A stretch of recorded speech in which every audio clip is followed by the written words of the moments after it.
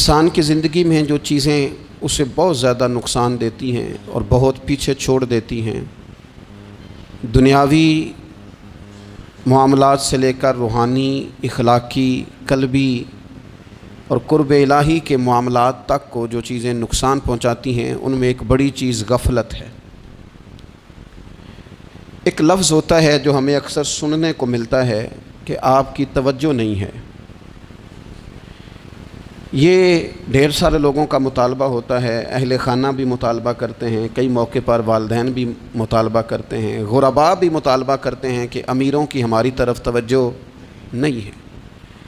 اور یہ بڑی لازمی سی بات ہے کہ کسی چیز پر جب توجہ رہتی ہے تو وہ چیز بہتر ہو جاتی ہے، اور جب عدم توجہی کا لوگ مظاہرہ کرتے ہیں تو وہ معاملہ خراب ہو جاتا ہے۔ یہ جو عدم توجہ ہے اسی کو غفلت کہتے ہیں، اور جب انسان کے مزاج پر غفلت طاری ہوتی ہے اور غفلت اس پر پوری طرح غلبہ کر لیتی ہے تو پھر اس کی زرخیز زمین کو وہ بنجر کرتی ہے۔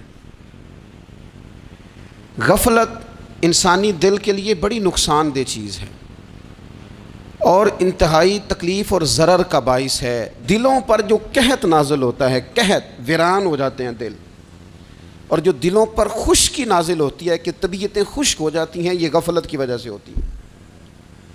جو لوگ غافل ہو جاتے ہیں نا، اپنے معاملات کا دھیان نہیں رکھتے، دیکھیں نا، آپ کو کھانا کھاتے بھی غافل نہیں ہونا چاہیے۔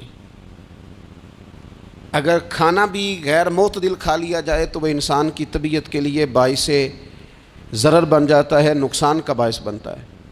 بات کرتے ہوئے بھی غافل نہیں ہونا چاہیے، کئی دفعہ جملے ایسے نکل جاتے ہیں جو انسان کے لیے پھر شرمندگی کا باعث بنتے ہیں۔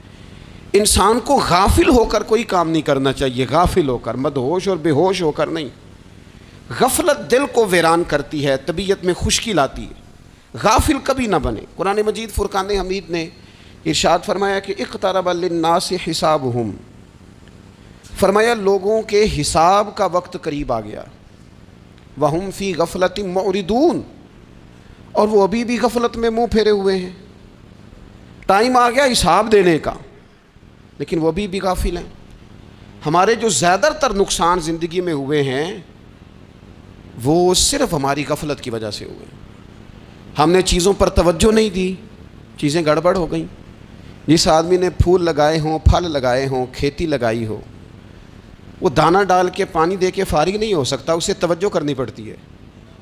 اور کسی نے کہا تھا مالی جیندے ہون تو پھر بوٹے سوکھدے نہیں۔ اگر موجود ہونا ان کو سینچنے والا، رکھوالی کرنے والا، تو پھر ان کی جڑیں کبھی خشک نہیں ہوا کرتی۔ ہماری جو غفلتیں ہیں یہ بڑی ضرر کا باعث ہیں، نقصان کا باعث، اور مجبوری معاف ہوتی ہے، غفلت معاف نہیں ہوتی۔ اسکول میں پڑھتے تھے، مدرسے میں پڑھتے تھے، تو ایک مجبوری ہو گئی جی، خدا نہ خواستہ گھر میں کوئی پریشانی ہو گئی تو اساتذہ اس پر سزا نہیں دیتے۔ کوئی خوشی کا موقع ہے گھر میں، فیملی میں کسی کی شادی ہے، اساتذہ اس پر سزا نہیں دیتے۔ لیکن اگر کبھی پتہ چلتا تھا نا کہ یہ گھر سے تو آیا تھا لیکن مدرسے نہیں آیا، یہ اسکول نہیں آیا، رستے میں غافل ہو گیا، تو یہ بات خوفناک تھی۔ یہ قابل سزا جرم تھا کہ تو غافل ہو گیا اپنی پڑھائی سے، تو گھر سے آیا اور یہاں نہیں آیا۔ غفلت قابل سزا ہوتی ہے، مجبوری کی معافی ہوتی ہے۔ ہمارا آج کا جو مسئلہ ہے وہ غفلت کا ہے۔ ڈھیر سارے لوگ ہیں، سمجھدار بھی ہیں، سیانے بھی ہیں، معاملہ فہم بھی ہیں، باشعور بھی ہیں، تعلیم کی ڈگریاں بھی رکھتے ہیں، لیکن اگر ان کی زندگیوں کی تکلیفوں کو دیکھا جائے اور بے آباد روح کو دیکھا جائے اور سجدوں سے ان کی دوری کو دیکھا جائے تو ایک ہی بات سمجھ میں آتی ہے کہ پتہ سارا ہے لیکن لے ڈوبی ہے غفلت، توجہ نہیں کی۔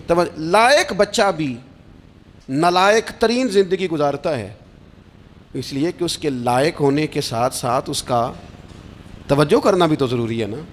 نرے لائق کا کیا فائدہ اگر وہ محنتی نہیں، اگر وہ توجہ ہی نہیں کرتا، اپنا سبق دھیان سے سنتا پڑھتا ہی نہیں، تو بھی جتنا مرضی لائق ہو پیچھے رہ جائے گا۔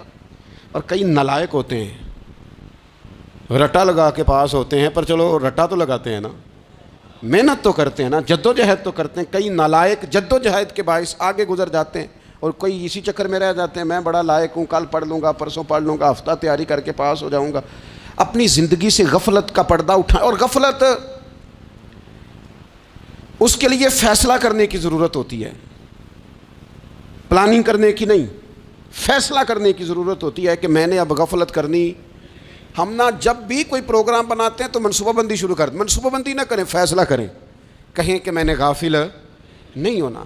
غفلت غرق دنیا کا نام ہے، اپنے آپ کو غفلت سے بچائیں۔ آپ دیکھیں حضرت کعب بن مالک رضی اللہ تعالیٰ عنہ فرماتے ہیں، بخاری میں موجود ہے، فرماتے ہیں کہ جنگ میں پیچھے رہ گیا تھا،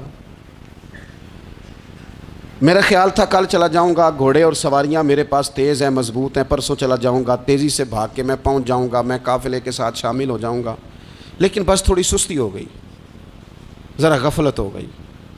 آپ فرماتے ہیں جب سب لوگ چلے گئے حضور علیہ السلام کے ساتھ جہاد میں اور میں پیچھے رہ گیا، تو پھر جب چند دن گزر گئے اور محبوب کے واپس آنے کا ٹائم ہو گیا، تو اب میں غور کرتا سمجھتا تو مجھے مدینے میں یہاں بزدل لوگ نظر آتے، اور کون نظر آتے؟ جو منافق تھے، وہ منافق بزدل دکھائی دیتے، یا مجھے عورتیں اور بچے دکھائی دیتے۔ میں پریشان ہوا، حضور واپس آ گئے، جنہوں نے بہانے کیے تھے نا منافقین نے، یہ مجبوری تھی اس لیے نہیں جہاد پہ گئے، یہ جنہوں نے بہانے کیے تھے انہیں مل گئی معافی، اور میں نے سچ بولا، میں نے کہا یا رسول اللہ میں غافل ہو گیا تھا۔ اب کہتے ہیں میں نے جب کہا نا حضور سستی ہو گئی تھی، ذرا غفلت ہو گئی، تو بندہ محبوب سے ہی غافل ہو جائے، بندہ وہیں سے غافل ہو جائے۔ جو دم غافل سو دم کافر، سانو مرشد اے ہو پڑھایا۔ جب کہا نا حضور وہ غلطی ہو گئی، کوئی مجبوری نہیں تھی، تو فرماتے ہیں باقیوں کو معافی مل گئی، میرے ساتھ حضور ناراض ہو گئے۔ ایک دن نہیں، 2 دن نہیں، 50 دن حضور ناراض رہے۔ مدینے کی گلیوں نے مجھے پہچاننا چھوڑ دیا، در و دیوار سے مجھے یوں لگتا تھا کہ میں پردیسی ہوں۔ فرماتے ہیں میں مسجد میں آتا تھا، میں جب محبوب کو دیکھتا تو حضور رخ انور پھیر لیتے، اور مجھے پتا تھا جب میرا چہرہ ادھر ادھر ہوتا تو پھر کریم رحمت کی نظر فرماتے ہیں 50 دن مسلسل۔ پھر مجھے حکم ہوا کہ بیوی بھی بھیج دو، میکے بچے بھی بھیج دو، ننھال یعنی تنہا رہ جاؤ۔ فرماتے ہیں وہ میں نے قید تنہائی کاٹی، لیکن شکر اللہ کا یہ ہے کہ میں سچا تھا، بس ذرا بھول گیا تھا، بس ذرا غفلت ہو گئی تھی۔ تو فرماتے ہیں پھر اللہ تبارک و تعالیٰ نے میرے اوپر فضل یہ فرمایا کہ میری توبہ کا اعلان رب نے قرآن مجید میں فرمایا۔ تو غافل نہ بنے کبھی بھی، ہمارا نا مسئلہ یہ ہے، اور آپ نے ناراض نہیں ہونا، ڈھیر سارے لوگ غافل ہو جاتے ہیں،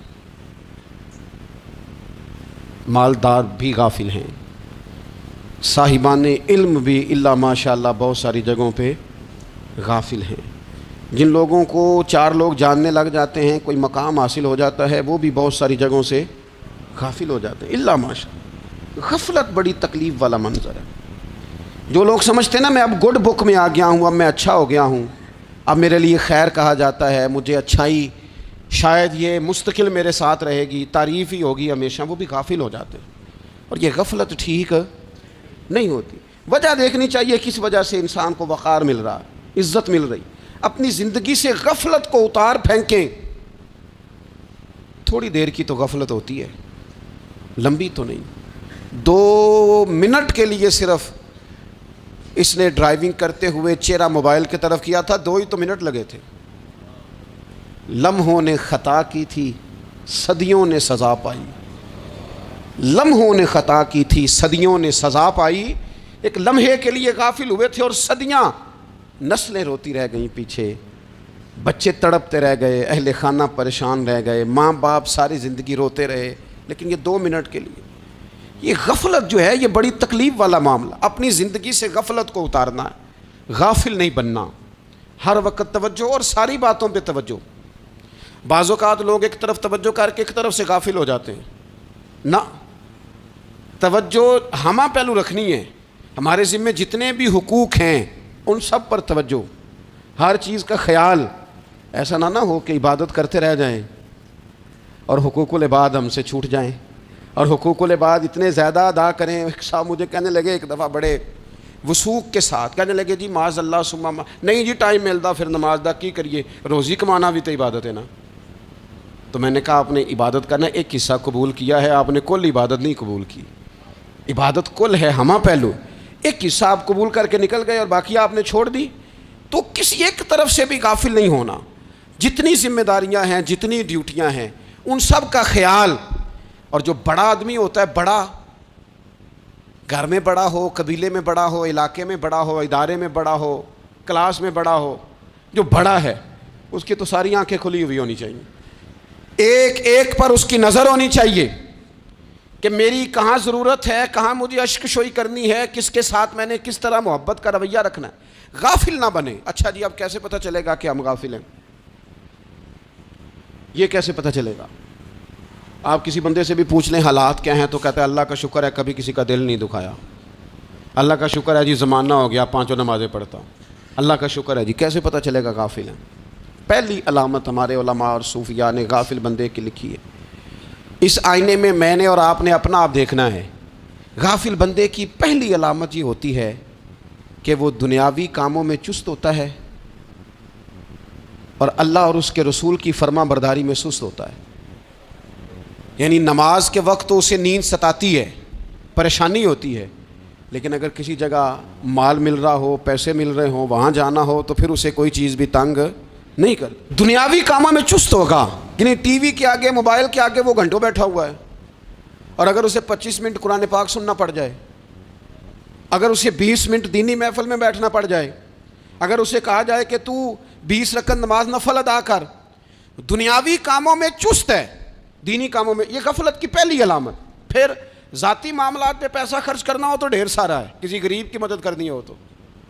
وہ ہمارے ایک دوست ہیں، وہ اکثر کہا کرتے ہیں، وہ کہتے ہیں آج کل کسی سے کہنا فلائی کام میں، دینی کام میں، کسی کی مدد میں کچھ 4 پیسے خرچ کرنے ہیں تو لوگ کہتے ہیں ہاتھ تنگ ہے. ہاں کچھ سستا پلاٹ ملتا ہو نا، اور اگر یہ سمجھ آ جائے کہ وہ مجبور ہے بیچارہ بیچنے والا، تو پھر کہتے ہیں میں 2-3 دوستوں کو پھڑ لے سن. ذاتی کاموں میں جب بندہ چست ہو اور دینی کاموں میں سست ہو تو مطلب یہ ہے کہ بندہ غافل ہے. پہلی علامت غفلت کی. اور غفلت کی دوسری نشانی یہ ہے کہ انسان گناہ کے کاموں کو معمولی سمجھنے لگ جاتا ہے. یہ غافل بندے کی نشانی ہے. گناہ کو معمولی سمجھتا ہے، چھوٹا سمجھتا ہے. آج کل لوگ کہتے نہیں میں کو اکیلا کر رہا ہوں، ساری دنیا ہی کرتی ہے. اور جناب کیا ہو گیا، اگر یہ غلطی ہو گئی تو بندے سے ہو ہی جاتا ہے. گناہ کو معمولی سمجھنا، چھوٹا سمجھنا اور کہنا پھر کیا ہو گیا ہے، انسان سے غلطی ہو جاتی ہے.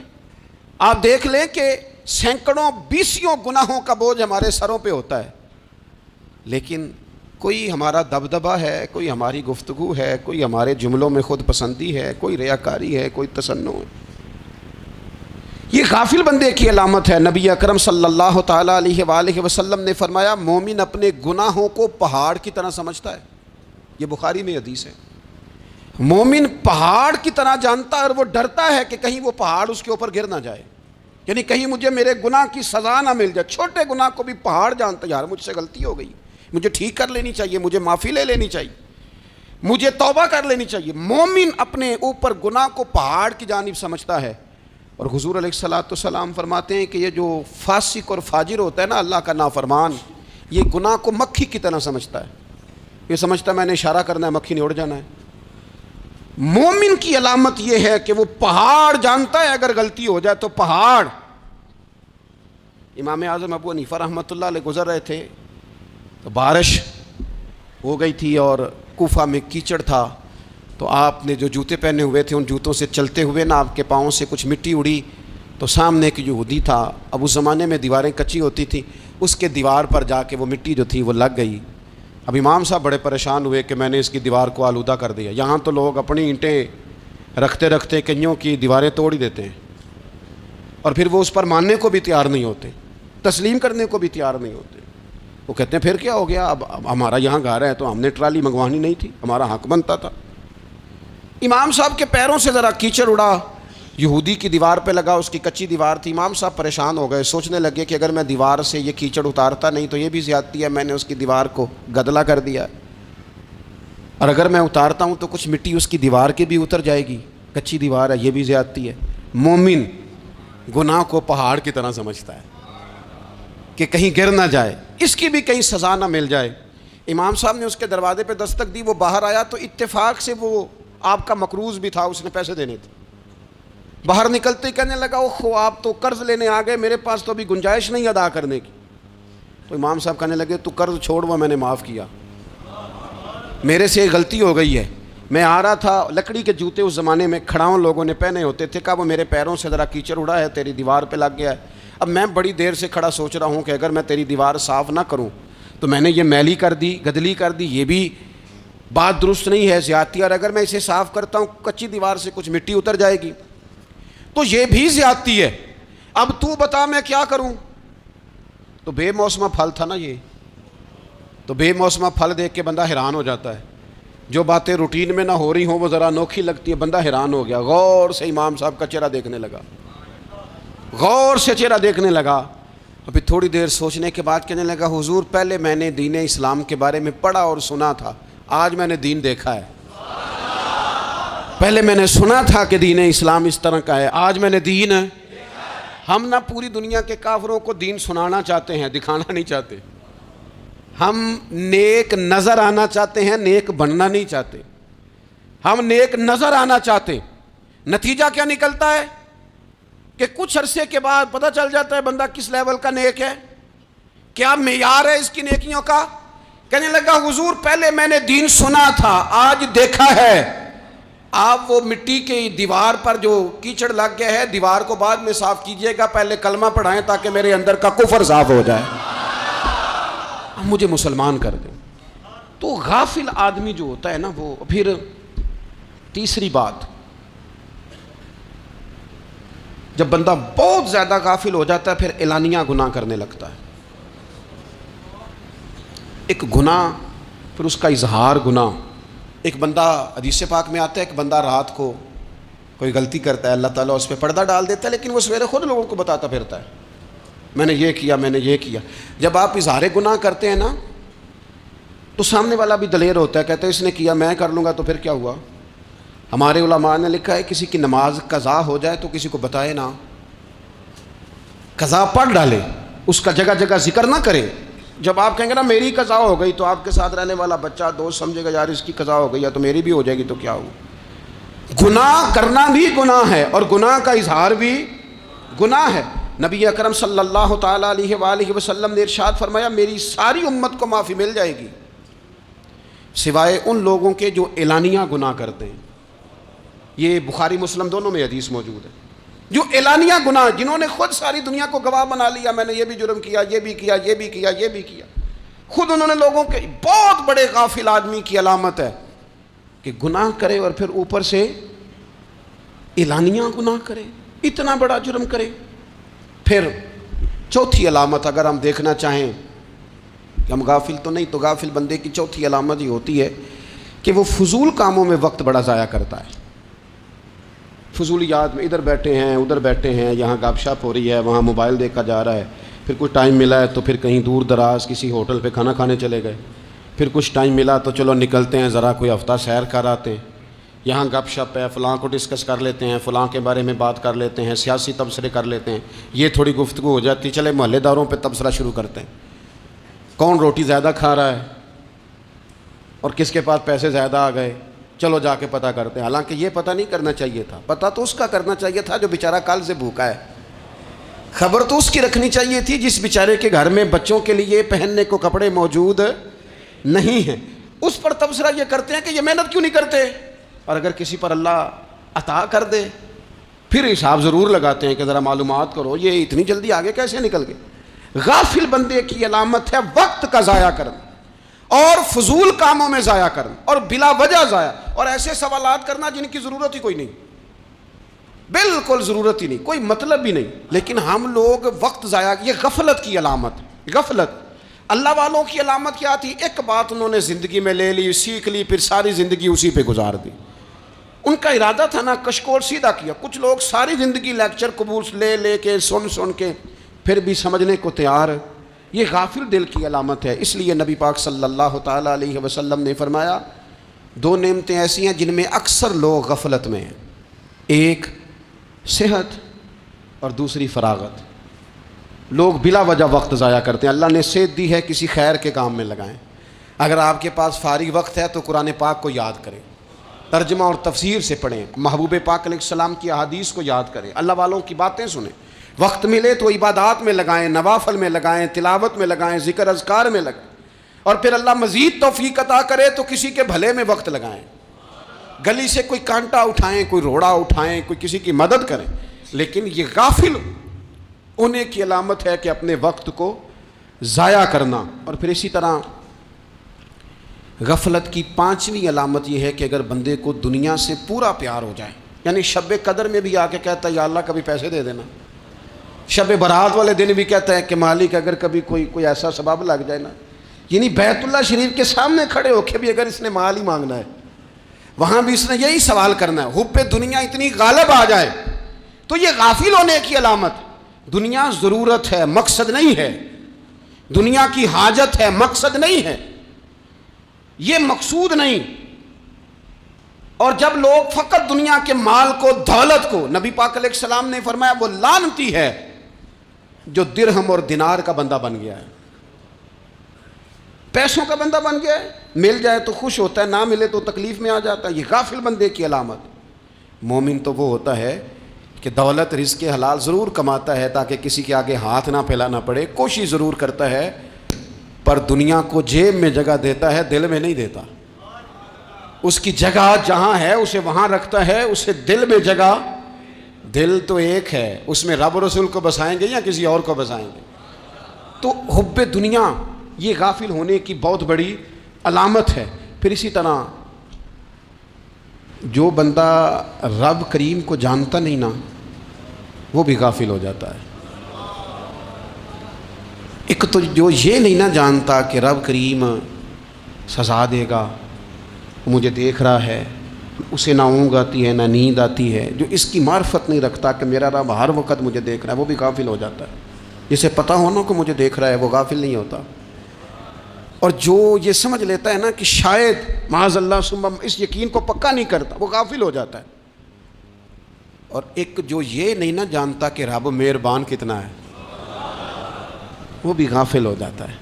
مجھے بتائیے سب سے زیادہ تو بندہ اس کے دروازے پہ جاتا ہے نا جو سب سے زیادہ مہربانی کرنے والا ہو، اس دروازے سے بندہ اٹھتا ہی نہیں۔ تو جس کو یہ یقین ہو جائے نا سب سے زیادہ کرم فرمانے والی ذات اللہ رسول کی ہے، وہ کبھی رب رسول سے غافل نہیں ہوتا، وہ کبھی اللہ رسول کا دروازہ چھوڑ کے نہیں جاتا، وہ کبھی کسی اور جگہ جا کے پناہ تلاش نہیں کرتا۔ جسے پتہ چل جائے نا وہ کریم کتنا ہے، مہربان کتنا ہے۔ ملا رومی رحمۃ اللہ علیہ فرماتے ہیں بہت بڑا مجرم تھا ایک بندہ، بہت بڑا گناہگار تھا، بت کو پوجتا تھا، تھک گیا، ساری رات بت کے سامنے کھڑا تھا، معاذ اللہ یا صنم یا صنم یا صنم کہتے، تھک گیا، نیند آ گئی، اونگ آ گئی۔ جب پوری طرح نیند آ گئی اور دماغ پہ نیند قبضہ کرنے لگی تو اس کے منہ سے نکل گیا، صنم صنم کہہ رہا تھا نا، نکل گیا یا صمد، او بے نیاز مالک۔ رب کریم نے فرشتوں سے فرمایا دوڑ کے جاؤ، جو کہتا ہے اسے دے دو۔ فرشتے کہنے لگے مالک وہ تو بت کو پکار رہا تھا، اس نے تو غلطی سے نام لیا ہے۔ فرمایا مجھے نہیں پتا، لیکن دیکھو نا اس نے مجھے پکارا تو ہے نا، کتنی دیر سے جھوٹے کو پکار رہا تھا، اس کا معاملہ حل نہیں ہوا، اب اگر سچے کو پکارنے پہ بھی حل نہ ہوا تو فرق کیا رہ جائے گا؟ دے دو جو مانگتا ہے، دے دو۔ میرے دوست گھر پتہ چل جائے وہ کریم کتنا ہے، وہ مہربان کتنا ہے۔ میرے رسول پاک علیہ الصلوۃ والسلام نے تو فرمایا تیری آنکھ سے اگر اس کے خوف سے اتنا آنسو بھی نکل گیا جتنا مچھر کا پر ہوتا ہے، تو جس طرح بھینس کے تھنوں سے نکلا ہوا دودھ واپس تھنوں میں نہیں نہ جاتا، جو اتنا بھی روئے نہ روئے اللہ کے خوف سے، وہ بندہ دوزخ میں نہیں جائے گا۔ تھوڑی دیر کے لیے ڈر جائے اپنے رب سے، آئے تو صحیح۔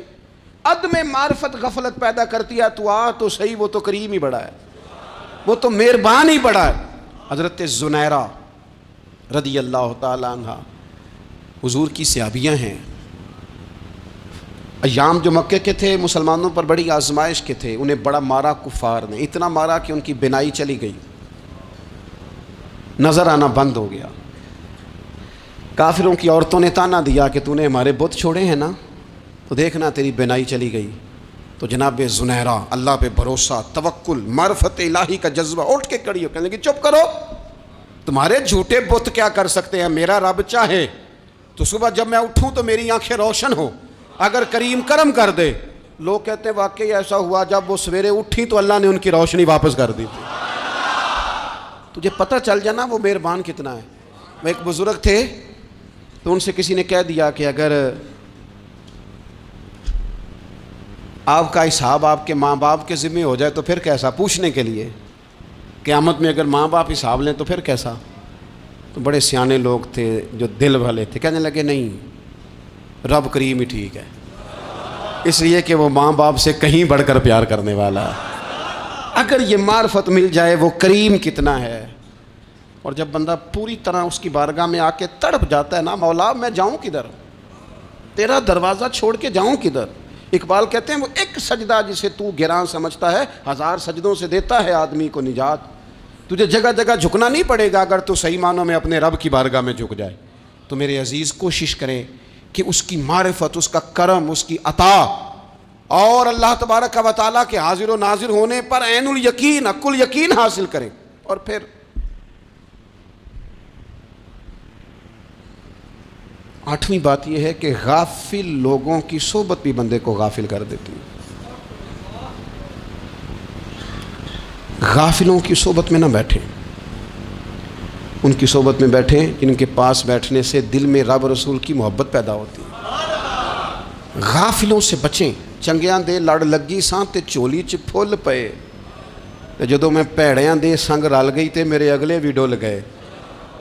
برے آدمی کی صحبت بندے کو غافل کر دیتی. غافلوں کی صحبت میں کبھی نہ بیٹھیں، کبھی نہیں. غافل آدمی آپ کو غافل کر دے گا. میرے نبی پاک علیہ الصلوۃ والسلام نے فرمایا انسان اپنے دوست کے مذہب پر ہوتا ہے. یہ بہت بڑے لفظ ہیں. فرمایا المرء علی دین خلیلہ، انسان اپنے دوست کے مذہب پر ہوتا ہے. تو دیکھ تو نے دوست کس کو بنایا ہے. جو تیرے دوست کا مذہب ہوگا وہی تیرا ہو جائے گا. ہم نے دوست بنایا نا غوث پاک جیلانی کو، ہم نے یاری لگائی ہے نا داتا علی اجمیری سے، ہماری نسبت ہے نا معین الدین اجمیری سے، ہمارا تعلق ہے نا بہاؤالدین زکریا ملتانی سے، ہمارا رشتہ ہے نا حضرت مجدد الفسانی سے، ہم ماننے والے ہیں نا اعلیٰ حضرت بریلوی کے. ہمارا تعلق ہے کبھی جماعت علی سے، کبھی مہر علی سے. ہمارا ان سے تعلق ہے تو صبح شام ہماری زبان پہ رہتا ہے بلغ العلا بکمالہ کشف الدجی بجمالہ حسنت جمیع خصالہ صلو علیہ وآلہ. ان سے تعلق جڑا ہے نا تو کئی دفعہ تنہائیاں تڑپا دیتی ہیں اور تڑپ کے کہتے ہیں اج سکھ متران دی ودھیری ہے، اج سکھ متران دی. سکھ کہتے ہیں اڈیق کو، متر کہتے ہیں محبوب کو. اج سکھ متران دی ودھیری ہے. اے کیوں دلڑی اداس گھنیری ہے، لوں لوں وچ شوق چنگیری ہے. اج نینا لائیاں کیوں جھڑیاں، سبحان اللہ سبحان اللہ سبحان اللہ. پہلے کہتے ہیں سکھ متران دی ودھیری ہے یعنی اداس ہوں، پھر حضور کے جلووں پہ نظر کرتے ہیں، کہتے ہیں سبحان اللہ سبحان اللہ. ماں اجمل کا، ماں احسانہ کا، ماں اکمالہ کا. اور پھر فوراً کہنے لگے او کتھے مہر علی، او کتھے مہر علی، کتھے مہر علی تے کتھے تیری سنا. اب دیکھو مشتاق اکھیں کتھے جاڑیاں بلغ العلا بے کمال کشف الدجی بے. اور میرے اعلیٰ حضرت کہنے لگے سرور کہوں کہ مالک و مولا کہوں، تو باغ خلیل کا گلے زیبا کہوں تجھے.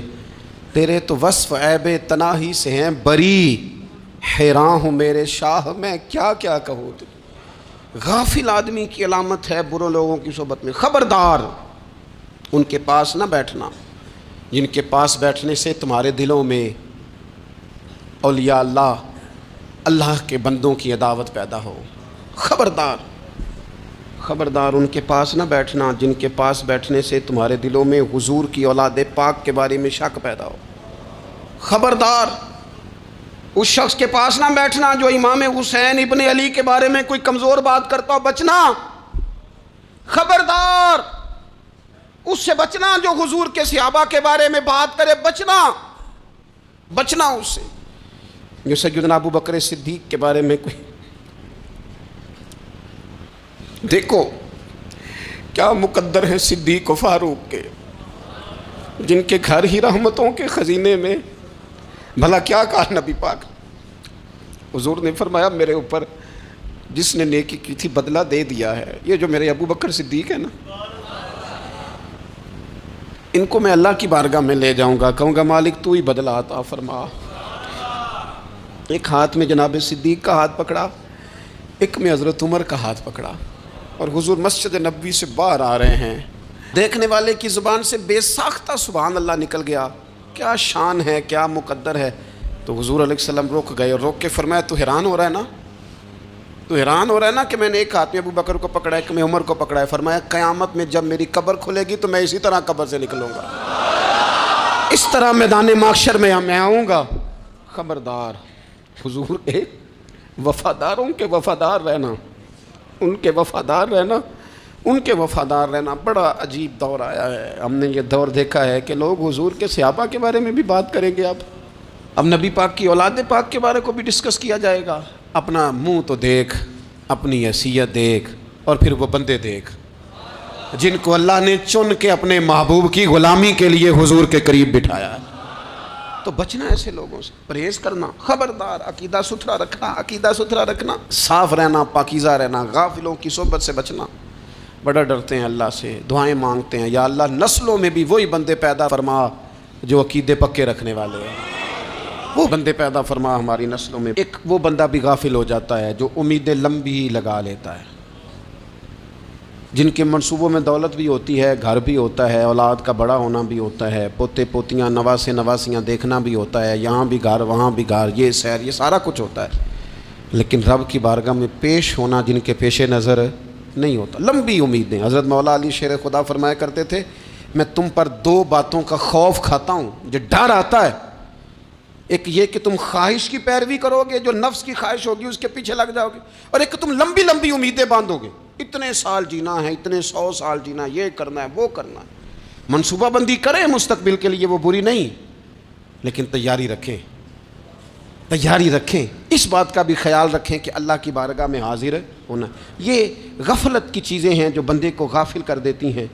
جو لوگ اللہ کا ذکر نہیں کرتے وہ بھی غافل ہو جاتے ہیں، اور جو فضول باتیں زیادہ کرتے ہیں نا، ہنستے زیادہ. فَلْيَضْحَكُوا قَلِيلًا وَلْيَبْكُوا كَثِيرًا. قرآن کہتا ہے زیادہ رویا کرو، کم ہنسا کرو. نبی پاک علیہ الصلوۃ والسلام سے پوچھا تھا حضرت عقبہ بن عامر نے کہ یا رسول اللہ نجات کس چیز میں ہے؟ تو نبی پاک علیہ الصلوۃ والسلام نے فرمایا ایک تو اپنی زبان قابو میں رکھو، دوسرا فرمایا اپنے گھر میں ٹھہرے رہو، تمہارا گھر تمہارے لیے کافی ہو، فضول نہ نکلو گھر سے، اور تیسرا فرمایا اپنی خطاؤں پہ رویا کرو. کثرت کلام اور فضول کلام اور بلا وجہ یہ بندے کو غافل کرتا ہے، دل کو سخت کرتا ہے. یہ چند چیزیں ہیں جو انسان کو غفلت میں ڈالتی. اپنے آپ کو ان چیزوں سے بچائیں اور غفلت کو توڑیں. آپ کے ذمے، میرے ذمے جو حقوق العباد ہیں ان کا پتہ کریں، جو اللہ رسول کے حقوق ہیں ان کی خبر دیکھیں. ہماری جو ذمہ داریاں ہیں ہم کس طرح انجام دے رہے ہیں اس پر توجہ کریں. اپنے معاملات کو ٹھیک کریں. ہم انسان ہیں، کوتاہیاں تو رہ جائیں گی، لیکن جب کوشش کریں گے تو پھر رب تعالیٰ مدد بھی فرمائے گا. ایک بات اور کرنی ہے. ایک تو میں نے عرض کیا غفلت کو توڑنا. ایک دوسری بات قرآن مجید کا ایک سبق اور. جب غفلت توڑنی ہے تو پھر لازمی طور پر ایک کام کرنا پڑے گا. میں نے یہ عرض کیا تھا کہ پلاننگ نہیں کرنی، فیصلہ کرنا ہے. تو فیصلہ کرنا ہے تو کرنا کیا ہے؟ پھر قرآن حکیم نے سورہ بقرہ میں کہا فاستبقوا الخیرات، یعنی تم نیکیوں کی طرف دوڑو، جلدی جلدی نیکیاں کرو، فٹافٹ، دیر نہ کرو. فٹافٹ سے مراد یہ نہیں کہ نیکی جلدی جلدی کر جاؤ، یعنی ٹال مٹول نہ کرو خیر کے کام میں. کل کریں گے، پرسوں کریں گے، عمرہ کر رہے ہیں پھر نیکی ہیں، حج کر رہے ہیں پھر نیکی ہیں، بچے بیال ہوں پھر میں نیک ہوں. یہ تھوڑا سا یہ کام ٹال مٹ. فاستبقوا الخیرات، نیکیوں کی طرف دوڑو، جلدی کرو، بھاگو. نبی پاک صلی اللہ تعالیٰ علیہ وسلم نے فرمایا 5 چیزوں کو 5 چیزوں سے پہلے غنیمت جانو. حضور علیہ الصلوۃ والسلام فرمانے لگے ایک تو تم جوانی کو نہ بڑھاپا آنے سے پہلے پہلے غنیمت سمجھ لو. نبی کریم صلی اللہ تعالیٰ علیہ وآلہ وسلم ارشاد فرمانے لگے کہ اپنی صحت کو غنیمت جان لو بیماری آنے سے پہلے پہلے. پھر حضور علیہ الصلوۃ والسلام فرمانے لگے اگر اللہ نے تمہیں مال دیا ہے، وسعت دی ہے، تو نیکی کر لو، خرچ کر لو اللہ کے راستے میں. خدا نہ خواستہ تم پر غریبی آ جائے. اور پھر حضور سید عالم صلی اللہ تعالیٰ علیہ وسلم فرمانے لگے اگر تمہیں اللہ نے کچھ فراغت دی ہے، بہت زیادہ مصروف نہیں ہو تو غنیمت جان لو، جلدی سے نیکی کر لو قبل اس کے کہ تم مشغول ہو جاؤ۔ اور پانچویں بات حضور نے بیان کی، فرمایا زندگی کو غنیمت جانو موت آنے سے پہلے پہلے، جلدی سے نیکی کر لو۔ نیکی کے لیے ساری زندگی منصوبہ بندی نہ کرتے رہو، نیکی کے لیے دیکھو نا، ہماری زندگی میں یہاں دنیا میں رہ کے چند منٹوں میں وہ نیکی کی جا سکتی ہے جو قیامت کے بعد صدیوں کا ہمارا فائدہ کرے گی، صدیوں کا فائدہ کرے۔ کرتے نہیں، پلاننگ کر رہے ہیں، منصوبہ بندی کر رہے ہیں، بس تیاری کر رہے ہیں، بس حضرت آپ دعا کر دیں، اللہ تعالیٰ دعائیں بھی قبول فرمانے والا ہے۔ لیکن جو نیکی نصیب ہوتی ہے اسے جلدی سے کر گزریں، اسے فٹافٹ کریں۔ میں ایک گاؤں میں گیا، اب تو خیر وہ دور نہیں رہا، یہ 10-15 سال 20 سال پہلے نا جو نوجوانوں کی مصروفیات ہوتی تھیں ان میں سے ایک مصروفیت یہ ہوتی تھی کہ گندم لے کے چکی پہ جانا ہے، آٹا پسوا کے لانا ہے۔ یہ ایک بڑی، چونکہ سبھی گھروں کے اندر سال کے لیے گندم سٹاک کر لی جاتی تھی، تو گندم لے کے جانا یہ ایک ڈیوٹی ہوتی تھی۔ ایک نوجوان ایک گاؤں میں، اس کی مجھے تعریف سننے کو ملی، تو ایک بوڑھی اماں کہنے لگی یہ تو بڑا نصیباں والا ہے، سارے دا آٹا پہ آلے ہوتا ہے، اور آتے جاتے پوچھ لیتا ہے کہ اماں کوئی، کہنے لگی میرے بچے باہر ہوتے ہیں، یہ مجھے دوائی بھی لا دیتا ہے شوگر کی، میں مریضہ ہوں۔ یعنی خیر جتنی ہو سکے، جتنی۔ میرے ایک سنگی ہیں تو سڑک پہ کوئی بندہ کھڑا ہوتا ہے نا، اللہ تعالیٰ انہیں سلامت رکھے، بندہ کھڑا ہوتا ہے تو کہتے ہیں میں اس سے پوچھ لیتا ہوں بابا جی کدھر جانا ہے، فلانی جگہ جانا ہے، تو کہتے ہیں میں موٹر سائیکل پہ بٹھا لیتا ہوں۔ بندہ دیکھ کے مجھے سمجھ آ جاتی ہے ضرورت مند ہے، کوئی چور نہیں، کوئی ڈاکو نہیں، ضرورت مند ہے، میں اسے منزل تک نیکی جتنی میسر آئے، جس حد تک میسر آئے۔ کیا کہا ہمارے نبی پاک علیہ السلام نے؟ حضور نے ہم سے فرمایا کچھ نہ ہو سکے تو بات ہی مسکرا کے کر لینا، اس پر ہی اللہ صدقے کا ثواب عطا کر۔ فاستبقوا الخیرات، جلدی سے نیکی کر لو، اپنے نامہ اعمال میں روز نیکیاں جمع کرو، کوئی نہ کوئی خیر کا کام روز کرو اور جلدی سے کرو۔ صحیح مسلم میں حدیث ہے، نبی پاک صلی اللہ تعالیٰ علیہ وسلم فرمانے لگے جلدی جلدی نیکی کے کام کر لو ان فتنوں سے پہلے جو اندھیری رات کے حصوں کی طرح فتنے ہوں گے۔ فرمایا اس وقت حال یہ ہوگا کہ آدمی صبح مومن ہوگا، شام کو کافر ہو جائے گا، شام کو مومن ہوگا تو صبح کافر ہو جائے گا۔ اور فرمایا لوگ دنیا کے بدلے اپنا دین تک بیچ ڈالیں گے۔ معاذ اللہ جھوٹی قسمیں نہیں کھائی جاتی، جھوٹا قرآن مجید نہیں لوگ اٹھا لیتے، لوگ دنیا کے لیے دین بیچ ڈالیں گے۔ اس سے پہلے جب فتنے اتنے زیادہ ہو جائیں، اس سے پہلے نیکی کر لو، کوئی خیر کا کام کر لو، جلدی سے کچھ ایسا کر لو۔ حضرت عقبہ بن حارث رضی اللہ تعالیٰ عنہ فرماتے ہیں یہ دیکھیں ہمارے نبی پاک علیہ السلام کی سیرت کیا ہے، حضور کا اسوہ کیا ہے، نبی پاک علیہ السلام ہماری تربیت کس طرح کرتے ہیں۔ حضرت عقبہ بن حارث رضی اللہ تعالیٰ عنہ کہتے ہیں ہم نے نبی پاک علیہ السلام کے ساتھ عصر کی نماز پڑھی، یہ صحیح بخاری میں موجود ہے۔ فرماتے حضور سلام پھیرتے ہی فوراً اٹھ کے گھر تشریف لے گئے۔ یہ ہمارے لیے نا انوکھی بات تھی، غیر متوقع تھی، پہلے کبھی ایسا ہوا نہیں۔ سلام پھیرا نماز کا، حضور جلدی سے تشریف لے گئے۔ اب ہم حیران تھے اور حیرت انگیز طور پر حیران تھے کہ کریم اتنی جلدی تشریف لے گئے۔ تھوڑی دیر ہوئی حضور واپس آ گئے تو محبوب پاک علیہ السلام فرمانے لگے گھر میں نا ایک چھوٹی سی ڈلی، ایک چھوٹا سا ٹکڑا سونے کا پڑا تھا، مال آیا تھا سارا صدقہ کر دیا، وہ تھوڑا سا پڑا تھا، اچانک مجھے یاد آیا وہ تو پڑا رہ گیا۔ تو حضور فرمانے لگے میں نے کہا کہیں ایسا نہ ہو جائے کہ ساری رات گزر جائے اور میرے گھر میں پڑا ہی رہ جائے، میں جلدی سے جا کے اسے خیرات کر دوں۔ میں نے خیرات کیا پھر میں واپس آ گیا ہوں۔ جلدی سے نیکی، جلدی سے نیکی کر لی جائے۔ ہم بڑا انتظار کر رہے ہیں، بڑا لمبا ہمارا پروگرام ہے، ہمارے پاس ٹائم ہی بڑا ہے، کسی نے کان میں کہہ دیا ہے تیرے پاس بڑا وقت ہے، ابھی تو بڑی عمر پڑی ہے، ابھی تو جناب اور میرے بھائی یہ لوگوں کے کہنے کی باتیں ہیں، پھر پتہ ہی نہیں چلتا حالات کس طرح کے ہو جاتے ہیں اور کیا معاملات انسان کے ساتھ درپیش ہوتے ہیں۔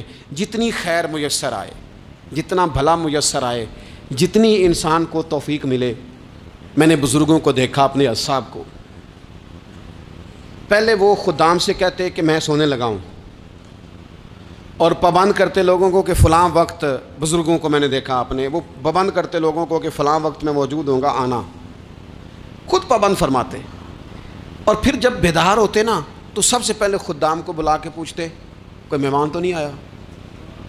وہ جناب آپ نے خود ہی تو پابند فرمایا فلاں دن آنا۔ کہنے لگے چل یار اگر کوئی آیا تو مجھے ملا لو، میری ملاقات کرا لو۔ کیوں؟ اس لیے کہ دور سے آیا ہے، مجھ سے ملنے آیا ہے، کوئی خیر کی بات سیکھنے آیا، چلو میرے نامہ اعمال میں کوئی نیکی جائے گی، کچھ نہ کچھ خیر جمع کر لی جائے، کچھ نہ کچھ ڈیوٹی کر لی جائے، کچھ کام کریں اور جلدی سے کریں۔ حضرت جابر بن عبداللہ انصاری رضی اللہ تعالیٰ عنہ بیان کرتے ہیں، یہ بھی بخاری میں موجود ہے، کہتے ہیں ایک صحابی نا نبی پاک علیہ السلام کی بارگاہ میں حاضر ہوئے غزوہ احد کے موقع پر، اور حال ان کا یہ تھا کہ وہ کھجور کھا رہے تھے،